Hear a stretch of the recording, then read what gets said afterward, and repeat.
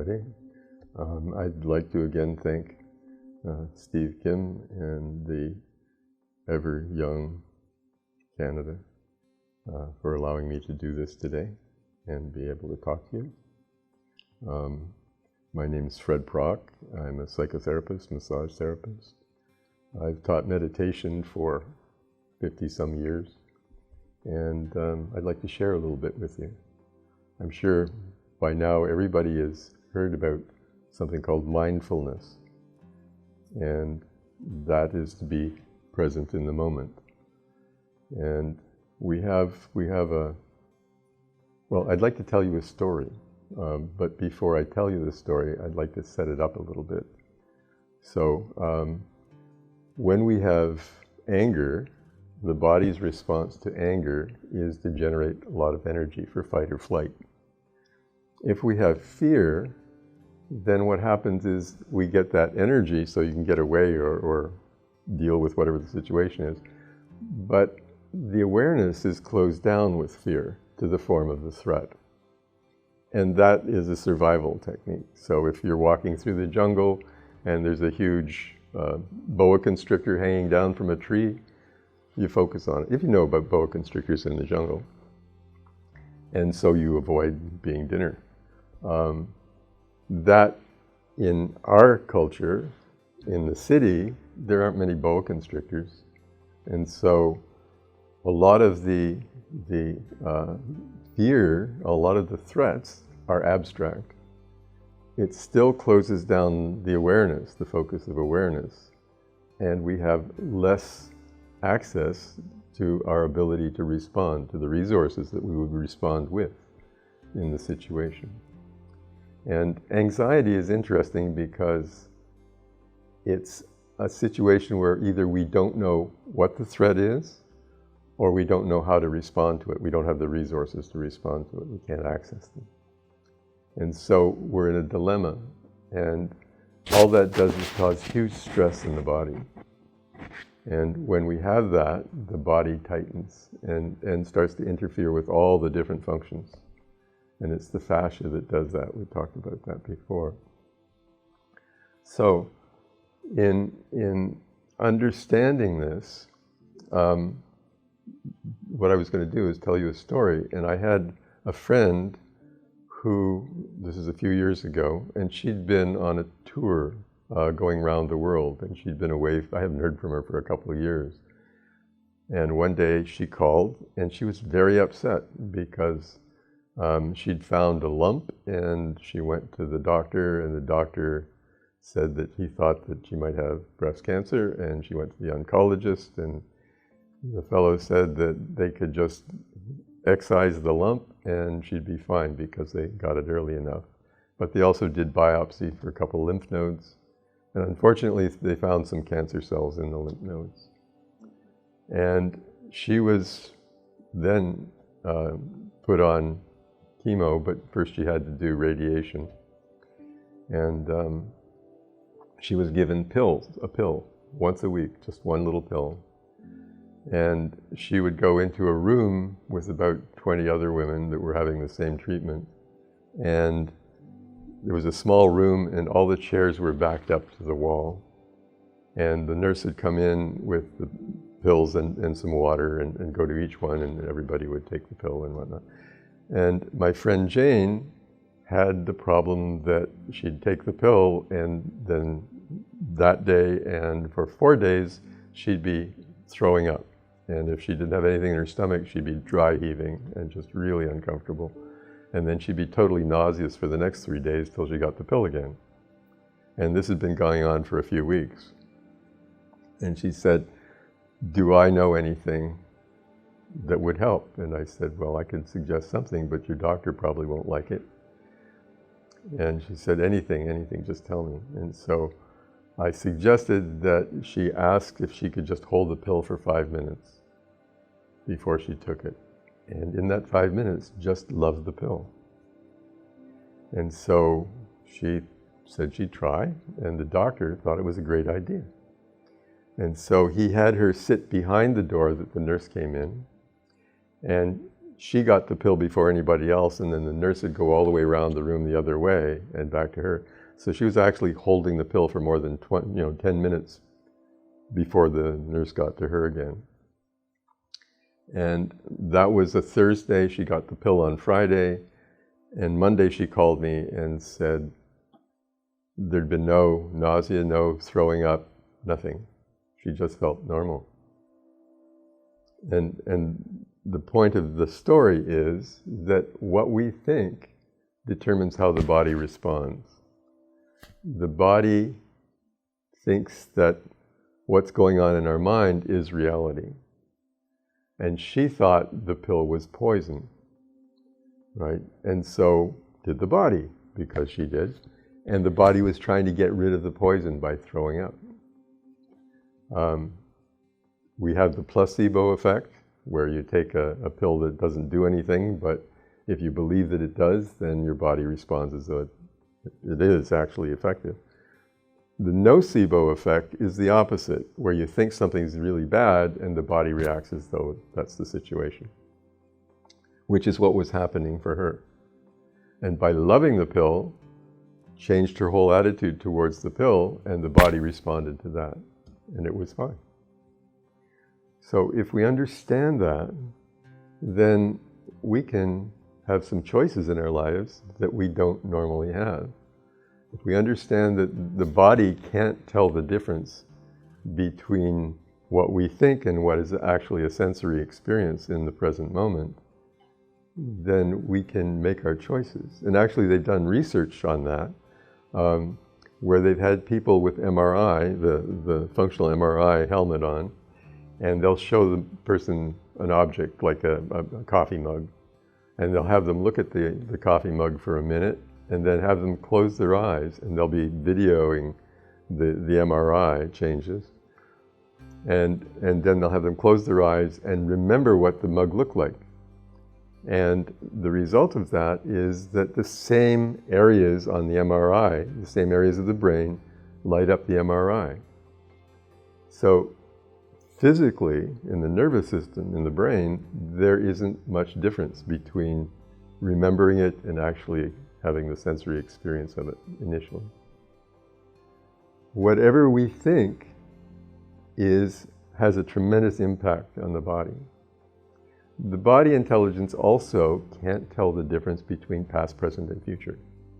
Everything is right now. And we think that the past is real, but it's not. It's a construct in our nervous system that we bring back to the present. And we can only think about yesterday right now. We can only do anything right now. If we're imagining that we're going to go shopping and buy all the ingredients for our dinner, we have to think about that now. Right? We're not experiencing the future. We're not experiencing the past when we think about yesterday or 20 years ago. If we understand these very simple things, then it gives us a way of interacting with our bodies to help them deal with whatever it is that we're dealing with. So if we're ill and we think it's terrible, then the body says, oh my God, it's terrible. Right? If we change that and are positive, then we have the placebo thing happening without us not understanding it. We have the placebo effect because we're creating it intentionally. And so the intention is really, really important. And if we imagine loving something, then the body, as Jane's experience, feels that it's great and accepts it. So we can change a whole lot of things by doing that. The things that might make us anxious, the things that might make us afraid or angry or frustrated, they're all triggering a body response. If we change our attitude towards them, if we're loving towards them, and I mean, we can be just happy, but love seems to be the main thing that the body responds to the most, then the body's internal functions will improve, especially the immune system. And in these times of COVID, anxiety is huge because we don't know, we can't see the virus, right? We only know what we hear on TV and what people talk about. And so the anxiety level in the society is enormous. And a lot of psychotherapists are just dealing with COVID anxiety. If we understand that we can change that, we can love the abstract virus. We can love the fear, how the fear is in our bodies. Where we tighten up. If we feel afraid and we start to tighten up in our stomach, then we can just imagine that area and love it. And if you have someone in your life that you love or had, or a pet, then just imagine whoever it is and feel the love, and then redirect that feeling to the area or the thing that needs to change for you and for your body. So it's a very simple technique. Basically, we look at the situation and notice where our bodies are tight. We notice what it is that's the issue, and we love it and see what happens to the body. That experience can change a lot of things, really simply and easily. And it's just our attitude. If we're really afraid of something, then the body's going to react as though it's a tremendous threat, and will tighten up. And that will interfere with the immune system, that will interfere with all the different functions in the body. The membrane structure, the fascia in the body, is the major participant in the protective response. And it tightens up, it contracts, it creates fiber patterns that actually are protective, make the fascia stronger. So, you know, if we're going to get attacked by a tiger, then we want to be able to protect ourselves somehow. And that's as good as it gets for the body. Hopefully we won't ever be attacked by a tiger. But the idea is that if you have an injury, your body will tighten up to protect that place that's injured. And there'll be fiber patterns spreading out from that place that act like, well, they're like tree roots that are trying to stabilize the vulnerable place. And that's great. And you'll feel often, like if you've sprained an ankle or something, it will feel really tight and stiff for a while. And that's splinting the ligaments and everything so that the healing can take place. So it's functional. But if you keep thinking about being afraid or being anxious, whatever it is that's triggering that, then that will start to interfere with normal functions, that tension in the fascia.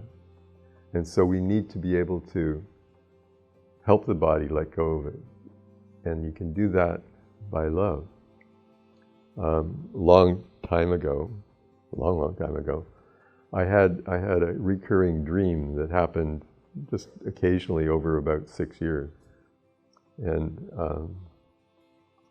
in the dream, I was the ocean, and I was jealous of somebody walking along the beach with a bucket of water. They had the bucket of water, and I was jealous of that. It took me 6 years before I realized that the ocean, which is me, was love.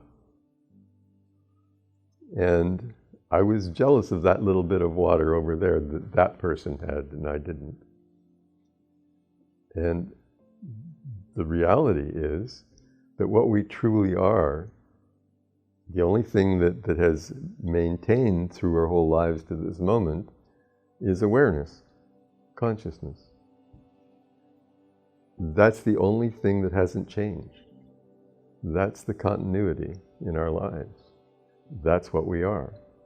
And so with that understanding, love is probably the deepest level of reality in consciousness.